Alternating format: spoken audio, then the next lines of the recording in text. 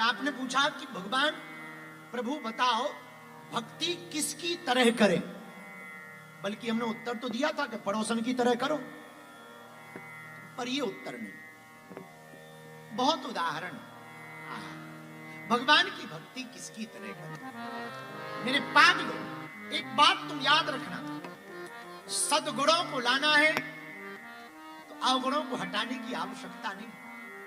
सद्गुणों को लाओ, अवगुण अपने आप भग जाए। अगर तुम नास्तिक हो तो तुम्हें नास्तिकता नहीं मिटानी है, अपने अंदर आस्तिकता लानी।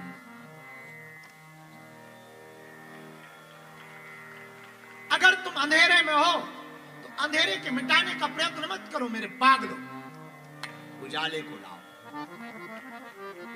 अगर तुम झूठे हो तो झूठ बोलने के लिए आपको प्रयत्न नहीं करना, बस सच बोलने की आदत डालिए। यदि तुम पापात्मा हो तो पाप को मिटाने का उपाय बंद करो, पुण्य को बढ़ाना प्रारंभ करो। यदि तुम किसी के नहीं हो तो तुम रो मत, सद्गुरु की छत्र छाया को पकड़ो। मानसी कुमारी, तुमने कहा कि मैं भगवान को नहीं मानती, कोई बात, ये भी तो भला है। याद रखना मानसी, जब तक माना नहीं तब तक तो ठीक है, और धोखे से तुम्हें एक बार लत लग जाए, हम ये दावे के साथ कहते हैं तुम्हें इसके अलावा कोई और दिखाई नहीं पड़े। और फिर आपके तो नाम में भी तर्कवादी है, और तर्कवादी आदमी तो बड़ा खतरनाक होता है। वैसे हमारे जैसे लोग तर्कवादियों के मुंह नहीं लगते, क्योंकि इनका कोई ठिकाना ही नहीं, ये हर प्रश्न पे प्रश्न ही चढ़ाते हैं। इनसे कहो कि भगवान सब कुछ है, वो कहें कैसे? कहते हो कि भगवान ने बनाया, लाइट ने सब कुछ बनाया, वो फिर कहेंगे कैसे बनाया? भगवान ने सृष्टि बनाई, कैसे बनाई? संकल्प रचना से बनाई, ये संकल्प रचना कैसे हुई? भगवान के विचार से हुई। अच्छा कैसे हुआ? फिर कह दो सब भगवान है, वो तुरंत कहेंगे हमें दिखाओ। हम इससे नहीं डरते कि भगवान है कि नहीं दिखाने से ना, भगवान दिखाने की बात नहीं है, बात यह है कि तर्कवादियों को दिखा भी दो तो वो कहेंगे हमें छू के बतना, वो कहेंगे चखे ना है। अब कोई भगवान भोजन थोड़ी, अब कोई अंधा आदमी आए और वो कहे कि सूर्य नहीं है, वो सही कह रहा है, क्योंकि अगर उससे बहस करो कि नहीं नहीं सूर्य है, तो वो कहेगा वाह दिखाओ कहां है, अब तुम्हें दिखता ही नहीं, हलवा दिखाएं, तुम अंधे हो क्या खाक देखोगे? तो अंधा कहेगा वाह अगर दिखा नहीं सकते तो हमें टच कराओ। अभी तक वैज्ञानिक जान नहीं पाए, हम क्या खाक टच करा दें? एलोन मस्क की वो जान नहीं पाई, हम क्या खाक पहुंचा दें तुम्हें टच कराने? नहीं नहीं चलो कोई बात नहीं, दिखा नहीं सकते, टच नहीं करा सकते, हमने जीभ निकाली, चखाओ। क्या वो चाउमीन है जो चखाएं? अरे ब्रह्म है तो कैसे अनुभव होगा? हाँ इसका उपाय है क्या? जून के महीने में 12 बजे इनकी चप्पल उतार के इनके पे छत पे खड़ा कर दूं इन्हें, नानी याद आ जाएगी, जब फड़फड़ाएंगे तपेंगे सूख के पापड़ हो जाएंगे, तब पूछेंगे ये क्या है? दिस इज सन, यही है सूर्य। ऐसी परमात्मा है, परमात्मा को दिखाया नहीं जा सकता, अनुभव कराया जा सकता है।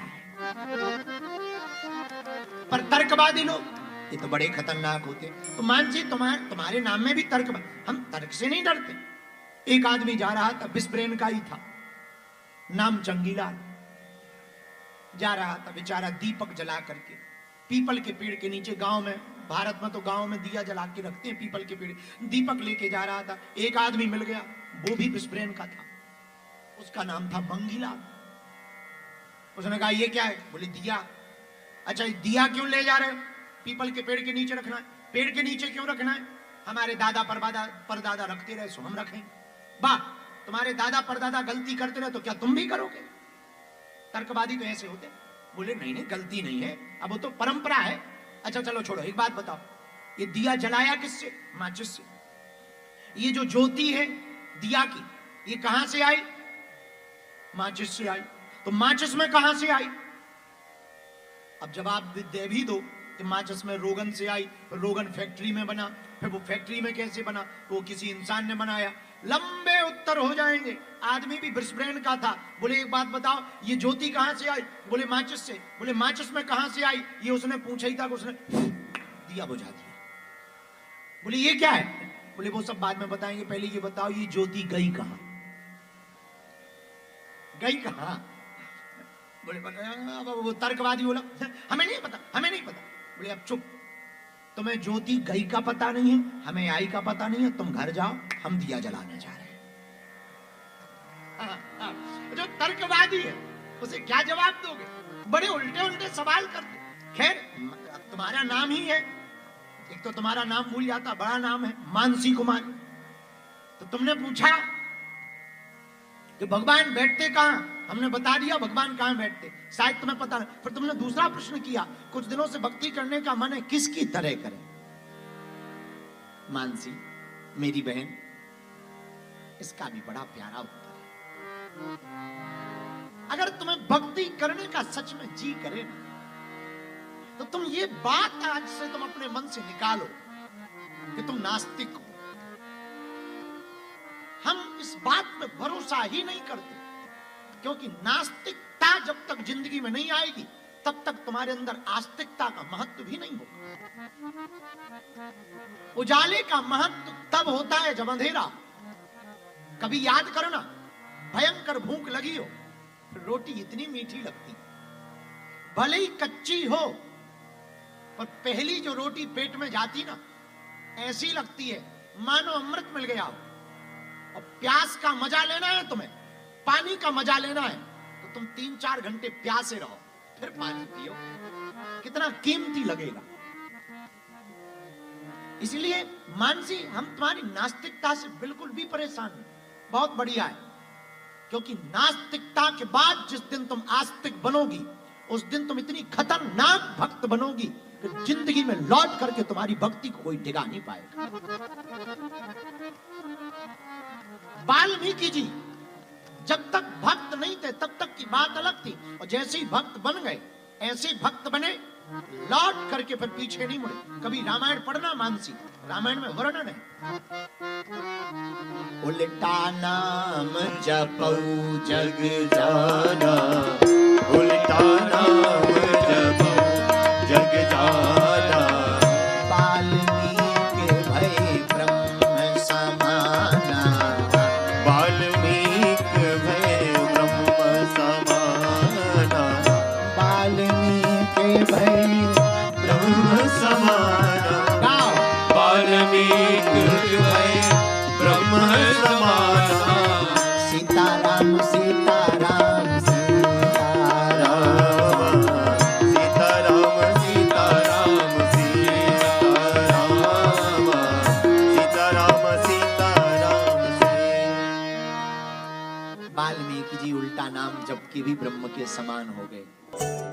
बालाजी महाराज के कृपा पात्र बागेश्वर धाम पीठाधीश्वर परम पूज्य धीरेन्द्र कृष्ण शास्त्री जी महाराज का पावन संकल्प, मध्य प्रदेश में छतरपुर के ग्राम गढ़ा में बनेगा विश्व स्तरीय कैंसर अस्पताल एवं रिसर्च सेंटर, जिसकी आधारशिला देश के यशस्वी प्रधानमंत्री नरेंद्र मोदी जी के कर कमलों से रखी जा चुकी है। 200 करोड़ रुपए की लागत वाले 100 बेड के इस अस्पताल में गरीबों का होगा मुफ्त इलाज। ये बहुत बड़ा अवसर है, बहुत बड़ा काम है। संकल्प बड़ा हो, संतों के आशीर्वाद हो, प्रभु की कृपा हो, तो समय सीमा में सब पूर्ण होता है। हमारे प्रियजनों, बागेश्वर धाम पूरे भारत के लोगों, अभी तक अस्पतालों में मंदिर थे, अब मंदिर में अस्पताल होगा। कैंसर हॉस्पिटल निर्माण हेतु सहयोग देकर पुण्य के भागी बने।